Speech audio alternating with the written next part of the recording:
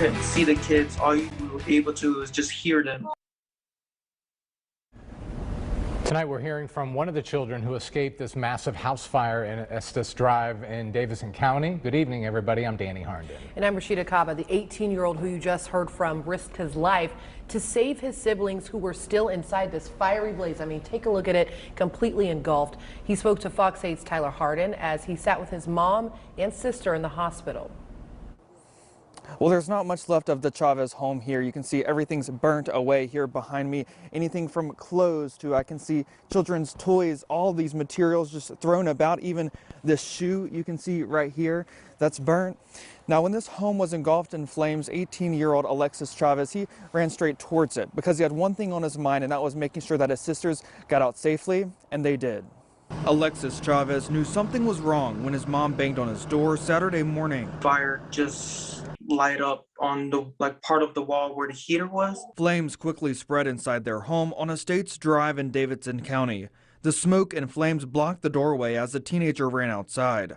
His three younger sisters, ages 7, 1, and 2 months old, were trapped inside. I froze for a moment, just put my hood on, and I ran inside to get my little sisters out, and that's when I passed them on to my mom. During the rescue, one of his socks caught fire. My mom tried to go on the other side of it, but the door handle and all that, as soon as she tried to open it, the fire just got to her face and her hand. As Alexis saw the home in flames, he yelled to firefighters, alerting them that his baby sister was in the back of the house. The only way in at that point, through a window.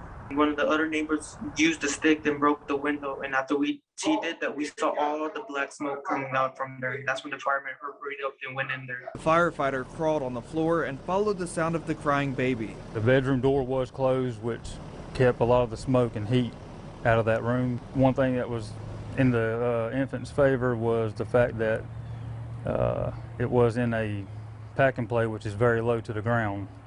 So that's the best place you want to be when you're, in a situation where a room's filling with smoke. Alexis's mother and sisters are being treated for burns doctors say they will recover from. The real pain is having to rebuild their life. Just keep everything in prayers.